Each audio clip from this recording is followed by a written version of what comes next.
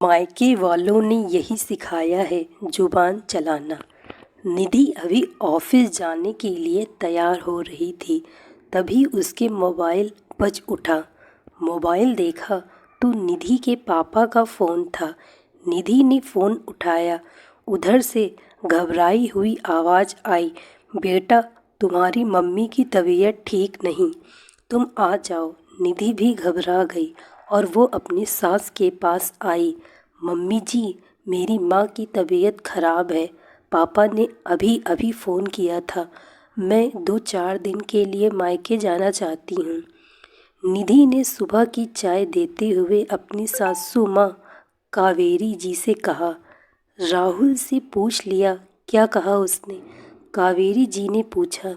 उन्हें अभी नहीं बताया है, वे बाथरूम में हैं, अभी तुरंत फ़ोन आया था, बाथरूम से निकलेंगे तो बता दूंगी। निधि ने कहा, क्या बताना है मुझे?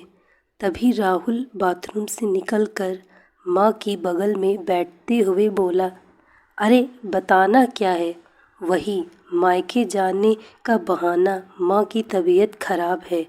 कावेरी जी हाथ हिलाकर बोली, नहीं नहीं, बहाना नहीं है, मम्मी की तबीयत सच में ख़राब है, पापा ने फ़ोन किया है। निधि झट से बोली, वो तो हर समय उन लोगों को कुछ न कुछ होता ही रहता है, अब उम्र हो गई, बुढ़ापे का समय है तो कुछ न कुछ तो होगा ही। इस उम्र में संतान को माता पिता के साथ होना चाहिए, पर वो लोग भी क्या करें, उनकी संतान तो उन्हें छोड़कर विदेश में बैठी है।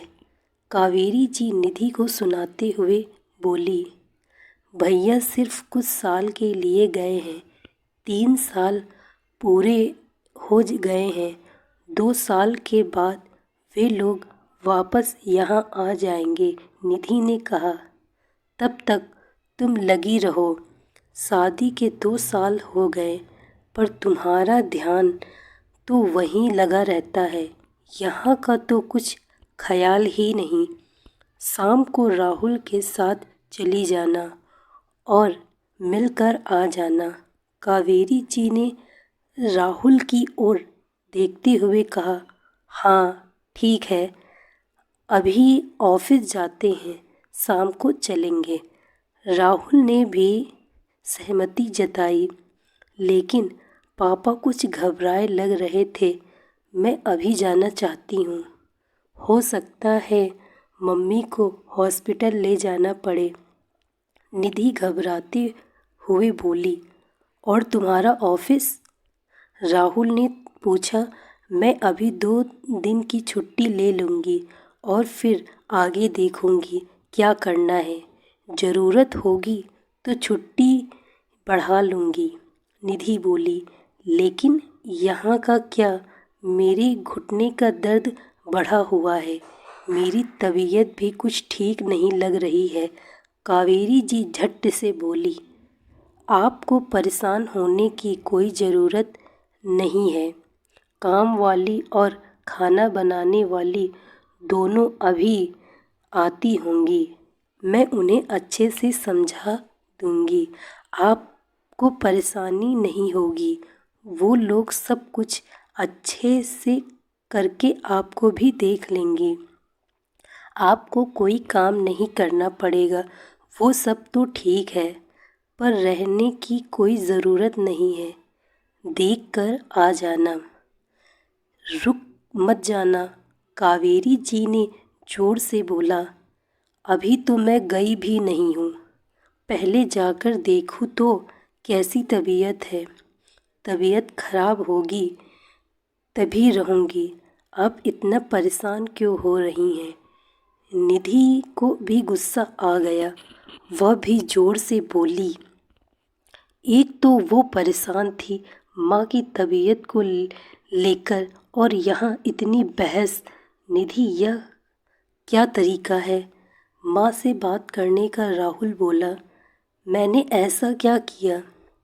निधि ने कहा, अरे इसे कुछ मत कहो, यह नहीं समझेगी, अपने मायके वालों के आगे हमें कुछ दिखता ही नहीं।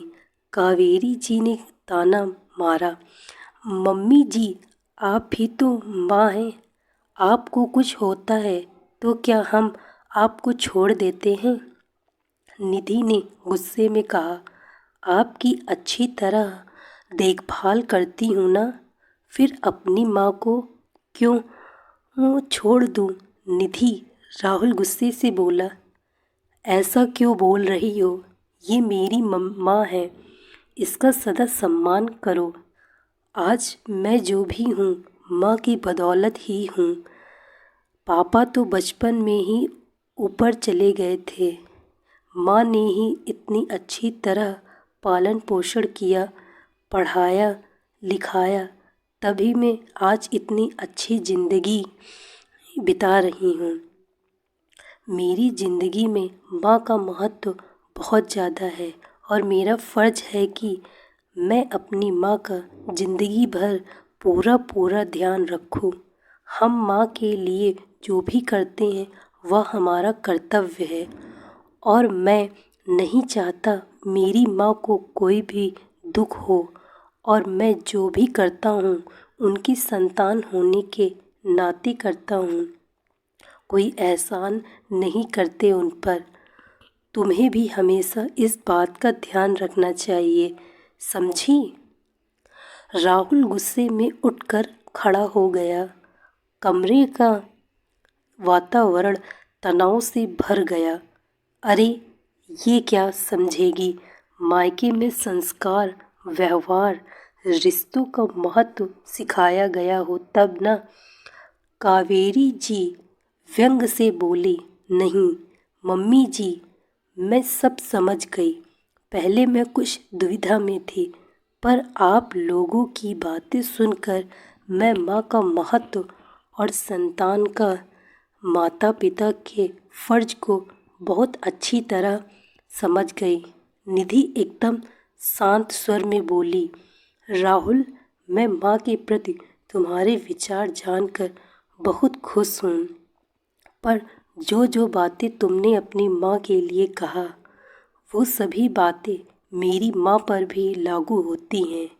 मेरी माँ ने भी मेरे लिए वो सब किया जो तुम्हारी माँ ने तुम्हारे लिए किया है। तुम्हारे मन में तुम्हारी माँ के प्रति जो भाव है, मेरे मन में मेरी माँ के प्रति भी वही भाव है। तुम्हारी माँ मेरी माँ में फ़र्क क्या है? माँ में भेदभाव क्यों? माँ तो माँ है, तुम्हारी हो या मेरी, फिर उनके प्रति फ़र्ज निभाने में भेदभाव कैसा? निधि ने एक गहरी सांस ली। कमरे में सन्नाटा छा गया। तीनों चुप हो गए। थोड़ी देर बाद निधि बोली, मैं जा रही हूँ और जब मम्मी की तबीयत ठीक हो जाएगी तब आ जाऊँगी। आप लोग अपना ध्यान रखिएगा। कहते हुए वह कमरे से बाहर जाने लगी। रुको निधि, मैं भी तुम्हारे साथ चलता हूँ, राहुल ने कहते हुए माँ की ओर देखा। माँ ने भी सिर हिलाकर अपनी स्वीकृति प्रदान कर दी। कमरे का तनाव खत्म हो गया था। निधि राहुल के पीछे गया और निधि से माफ़ी मांगी। बोला, निधि, मैं भूल गया था, मुझे माफ़ कर दो। निधि ने मुस्कुरा दिया। बोली, राहुल, माँ होती है, क्या मेरी क्या तुम्हारी? राहुल बोला, हाँ, तुमने सही कहा। चलो जल्दी चलते हैं, वरना फिर पापा का फ़ोन आ जाएगा। निधि मुस्कुरा दी और दोनों चले गए।